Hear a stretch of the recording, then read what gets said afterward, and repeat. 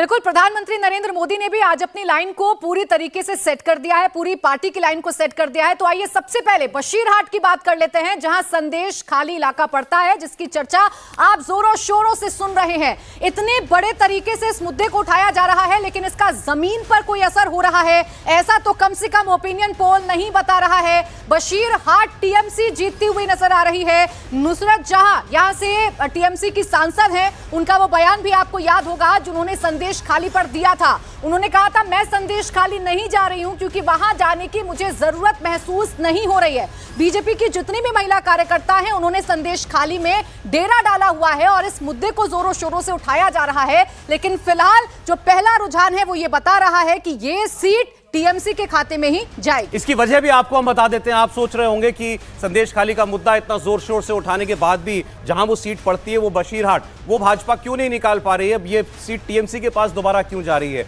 तो वाकई नरेंद्र मोदी ने जो नब्ज पकड़ी ना कांग्रेस, तृणमूल कांग्रेस की, उसी का नतीजा है ये। संदेश खाली में यानी माफ कीजिएगा बशीरहाट में 47% मुस्लिम वोट है। तो इस 47% मुस्लिम वोट का जो तोड़ भाजपा अभी तक नहीं निकाल पाई है, या संदेश खाली का जो मुद्दा है उसको अभी और शायद बीजेपी को घर घर ले जाने की जरूरत होगी। संदेश खाली जहां पड़ता है, बशीरहाट की वो सीट जो है इस वक्त ममता बनर्जी निकाल लेंगी, ये हमारा सर्वे बता रहा है। तो बीजेपी के लिए ये आप कह सकते हैं कि एक झटका होगा, या उनके लिए अभी इस पर और काम करने की जरूरत है। सीधे मैं जाना चाहता हूं जयंत घोषाल जी के पास। दादा, इतना संदेश खाली पर बात हो जाने के बाद, इतनी नाराजगी के बाद भी बशीरहाट टीएमसी के पास जाता दिख रहा है। बिल्कुल, जैसे आपने बताया कि ये जो 47% मतलब ये जो आंकड़ा, ये जो डिस्ट्रिक्ट है, ये 24 परगनास हैं, नॉर्थ 24 परगनास और साउथ 24 परगनास, दो डिस्ट्रिक्ट में डिवाइडेड है। पहले एक साथ था, और ये दोनों डिस्ट्रिक्ट में average percentage of Muslim population is 40%, जहां स्टेट में 30% है एवरेज। तो ये जो बशीरहाट है, वो देखिए डिस्ट्रिक्ट का जो पॉपुलेशन है उससे भी 7% ज्यादा है। तो इसका मतलब मुस्लिम वोट है। देखिए, मुझे लगता है ये प्राइम मिनिस्टर जो बोल रहे हैं, जो कर रहे हैं, उनके बहुत बड़ा असर है, क्योंकि मोदी जी का बहुत लोकप्रियता है और इसीलिए 2019 में 18 सीट मिला। Bhajpa is success story in Bengal, 77 MLA हो गया है, राज्यसभा में एमपी भेज रहे हैं। हम पहले तो ये सोच ही नहीं सकते थे। लेकिन ये जो मुस्लिम वोट का स्प्लिट करने का इशू, सीपीएम के पार्टी की तरफ से मोहम्मद सलीम को क्यों पार्टी सेक्रेटरी बनाया था? कारण एक ही है कि अगर मुस्लिम वोट सीपीएम में फिर वापस आए, क्योंकि सीपीएम के तरफ से मुसलमान वोट टीएमसी में गए थे और कांग्रेस से भी कुछ आया था। अभी ये जो मेन इशू है कि इंडियन सेकुलर फ्रंट वहां गए थे, संदेश खाली में भी जाने की कोशिश किया, वहां 144 का इशू हुआ, लेकिन फिर भी दिखाई दे रहा है कि मुस्लिम एक साइकी है, कम से कम बंगाल में। देखिए, बंगाल में उर्दू स्पीकिंग मुस्लिम है, बंगाली स्पीकिंग मुस्लिम है, दोनों को कैरेक्टरिस्टिक्स भी अलग है। इस is matter of sociological study. और बशीरहाट में जो बंगाली मुसलमान है, जो इंडियन सेकुलर फ्रंट के सोचते थे कि इनको स्प्लिट कर देंगे, उसमें और इनसिक्योरिटी, क्योंकि जब भाजपा हिंदू वोट का कंसोलिडेशन कर रहे हैं, ध्रुवीकरण हो रहा है, उसका असर दूसरी कॉन्स्टिट्यूएंसी में भाजपा का फायदा मिल सकता है। ठीक है सर। लेकिन जहां मुस्लिम वोट का कंसंट्रेशन है, वो और इनसिक्योरिटी से इन ब्लॉक मुस्लिम का जो कंसोलिडेशन वो ब्रेक नहीं हो रहा है। दो तीन बातें दादा इस पे हम लोग कह सकते हैं, बात कर सकते हैं, क्योंकि हम लोग स्टेट में एक ऐसी सीट है जहां पर 47% मुस्लिम वोट है, और आपने जैसा डिस्क्राइब किया हमारे लिए कि डिस्ट्रिक्ट के अंदर जो सीट वोट है उससे भी 7% ज्यादा जब पूरी लोकसभा में हम आ जाते हैं तो वो बशीरहाट के अंदर मिलता है। अब या तो बीजेपी वो रिवर्स पोलराइजेशन नहीं कर पाई है, जब तक हमने ये सर्वे किया तो वो रिफ्लेक्ट नहीं हुआ, ये एक बात हो सकती है।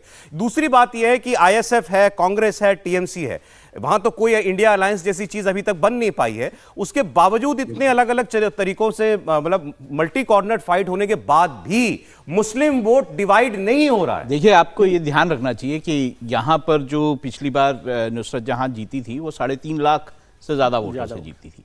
तो ऐसा जब वो वोट पड़ रहा है तो आपको साफ दिखाई देता है कि वो मुस्लिम वोट जो है वो इस बार भी नुसरत जहां के लिए पड़ेगा, अगर वो स्प्लिट नहीं हो रहा, वो स्प्लिट नहीं होगा। और देखिए, वहां पे अब पहले एक समय था जब वहां पे सीपीएम का बहुत ज्यादा कांग्रेस लेफ्ट स्पेंट फोर्स है, बिल्कुल स्पेंट फोर्स है इस जगह पे। और पहले एक समय था जब सीपीएम का यहाँ जोर होता था, तब मुस्लिम, जैसे दादा बता रहे थे कि मुस्लिम वोट वहाँ पे जाता था, अब ऐसा बिल्कुल भी नहीं है। और ये जो आपका सर्वे बिल्कुल सही दिखा रहा है कि ये सीट जो है ये टीएमसी के पास जाएगी।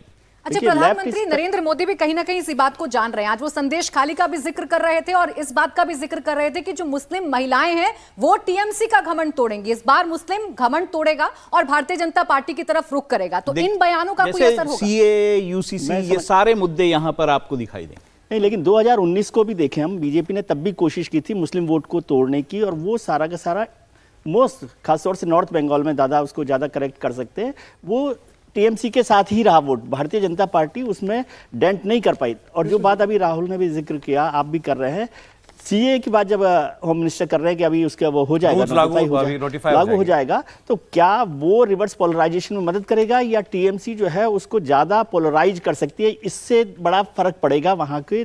शेख शाहजहाँ को 55 दिन गिरफ्तार नहीं कर रही सरकार, इससे आपको समझ में आता होगा कि मुस्लिम वोट कहां पर है और उसमें कितनी पकड़ ममता बनर्जी की वहां पर है। और कोई विरोध शेख शाहजहाँ को लेकर या संदेश खाली को लेकर भी वेस्ट बंगाल की कम्युनिटी में बड़े तौर पर नहीं दिखाई दे रहा। उसको हम दिल्ली आप कह रहे हैं कि ये एक बड़ा इशू नहीं बनने वाला चुनाव में? वेस्ट बंगाल के इलेक्शन में मुझे नहीं लगता कि बहुत बड़ा इशू बन पाएगा, क्योंकि जो माइनॉरिटी वोट है वो टीएमसी के साथ है। और इसका फायदा ये हुआ ना कि कांग्रेस और लेफ्ट दोनों वहां पर स्पेंड फोर्स हो गए, तो पूरा का पूरा माइनॉरिटी वोट। मैं अगली सीट पर बढ़ूं, समीर जी कुछ ऐड कर रहे हैं इसमें? तो देखिए, मुझे लग रहा है कि 2019 में ही प्रधानमंत्री मोदी जो कह रहे हैं वो हो जाता।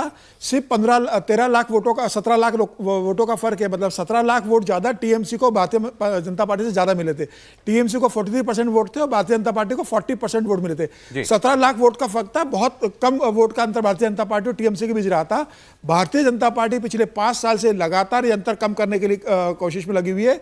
और उत्तर बंगाल के अलावा दक्षिण बंगाल में भी भारतीय जनता पार्टी ने अपने संगठन को मजबूत किया है। संघ पिछले 5 साल से लगातार जमीनी स्तर पर काम कर रहा है।